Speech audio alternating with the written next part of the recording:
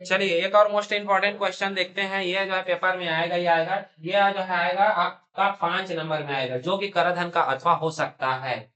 ठीक है, हो सकता नहीं, होगा ही मान के चलो। ठीक है, तो ये 6वां नंबर का क्वेश्चन है। जरूरी नहीं है कि यही क्वेश्चन को जो है पेपर में दे देगा, लेकिन आपको पता होना चाहिए कि सावधि वाला को जो है कैसे जो है हल किया जाता है। तो हेमचरण द्वारा जो है ग्रामीण बैंक में जो है कितना दिया हुआ है, 1 लाख रुपए जो है कितना वर्ष के लिए, 1 वर्ष 6 माह के लिए कितने प्रतिशत, 8% वार्षिक ब्याज की दर से जो है, देखो क्या खाता बोला गया है, सावधि जमा। ध्यान देना, ठीक है। आवर्ती बोलता तो आवर्ती वाला बनाना पड़ता है, सावधि बोल दिया तो सावधि। ठीक है, और इसमें क्या संयोजित करने के लिए बोला है, तिमाही संयोजित करने के लिए बोला गया है। और परिपक्वता तिथि पर प्राप्त होने वाली धन राशि की क्या करना है, फिर गणना करना है। सबसे पहले जो है जो दिया है उनको हम क्या कर देंगे, लिख देंगे। दिया है, ठीक है। 1 लाख रुपए उसकी क्या है, मूलधन।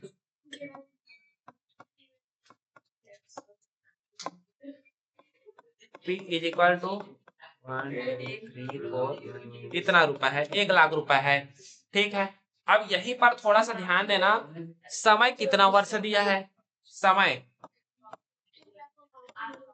समय को किनसे दर्शाया जाता है, एन से।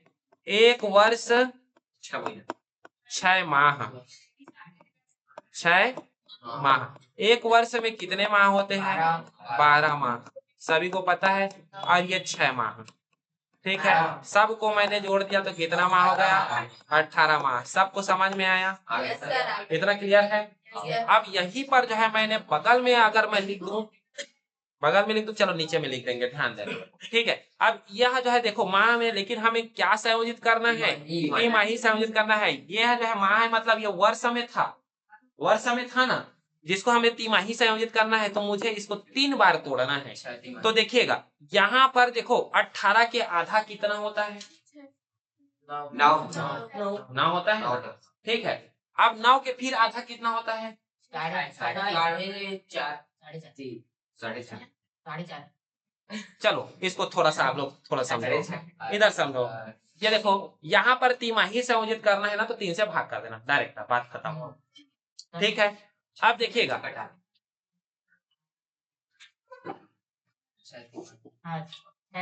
चलो 3 से मैं यहाँ पर क्या कर देता हूँ, भाग कर देता हूँ। 3 एकम 3, 3 छक्का 18, तो 6 यहाँ पर जो है आपको क्या दिखाई देगा, तिमाही दिखाई देगा। इतना सबका समझ में आ गया होगा। अगर यहीं पर अर्धवार्षिक ज्ञात करने के लिए बोलते तो 6 से भाग देते, तिमाही बोला है तो 3 से। क्लियर इतना सबका।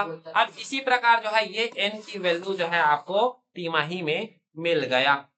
अब यहाँ पर जो है दर भी निकालना पड़ेगा। तो दर की वैल्यू जो है कितना दिया हुआ है, देखिएगा कितना प्रतिशत, 8%। ये किसमें है, वार्षिक में है। सबका समझ में आया। अब देखिए वार्षिक में है तो हमें तिमाही लाना है, तो वार्षिक से आधा जो है ये जो है करोगे तो ये अर्धवार्षिक हो गया। अब इसको और आधा कर देना 2%, तो ये तिमाही हो गया। अब समझ में आया, ठीक है। तो आर की वैल्यू इस प्रकार से जो है आपको जो है निकल गया, एन की वैल्यू भी निकल गया, आर की भी वैल्यू, इतना निकालना सबको आना चाहिए। ठीक है, अर्धवार्षिक बोलते हैं तो सिर्फ यहाँ का देखो, वार्षिक है उसका आधा किए अर्ध हो गया, और उसका और आधा किए तो तिमाही हो गया। सर अगर वो पहले से अर्धवार्षिक में रहता तो, पहले से अर्धवार्षिक में रहता तो डायरेक्ट मार रखते। ठीक है, चलिए अब इसके बाद जो है हम सावधि जमा खाता का जो है क्या डालेंगे, सूत्र डालेंगे। सावधि जमा खाता, मेरे ख्याल से खाता हो गया जी।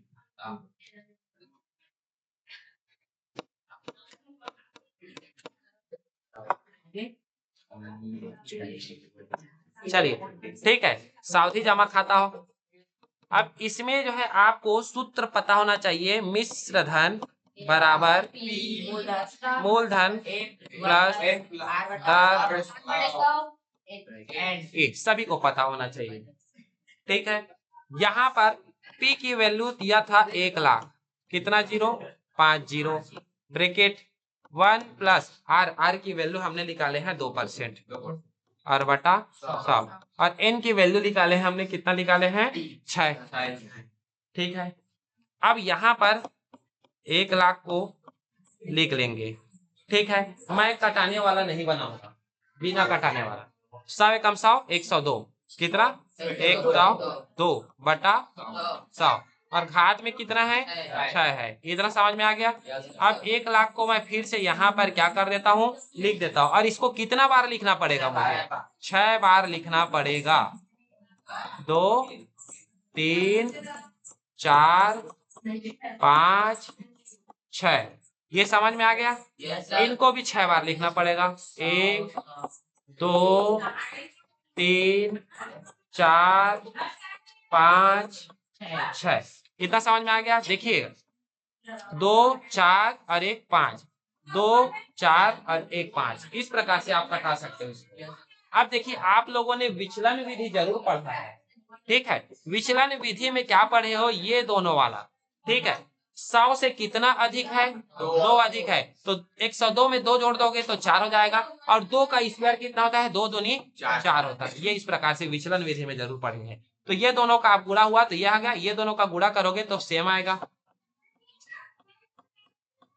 और ये दोनों का फिर गुणा करोगे तो सेम आएगा, ठीक। फिर ये बचा कितना जीरो, 2 4 6 1 7 जीरो बचा।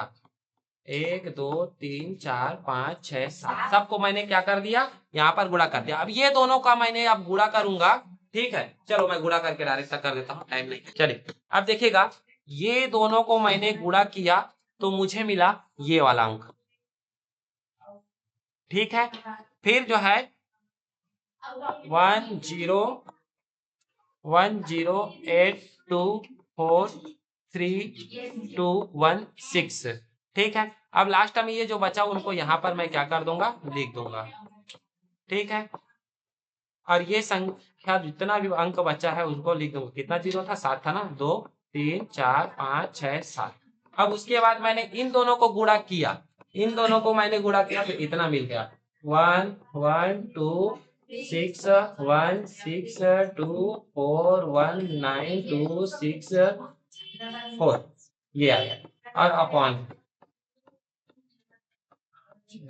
अब क्या करूंगा, ध्यान देना, जितना जीरो है उसको मैं कटा दूंगा। 1 2 3 4 5 6 7, अब पीछे से काउंट करूंगा, 1 2 3 4 5 6 7, 7 हो गए ना, 1 2 3 4 5 6 7, ये है, ठीक है। इसका आंसर कुल मिला करके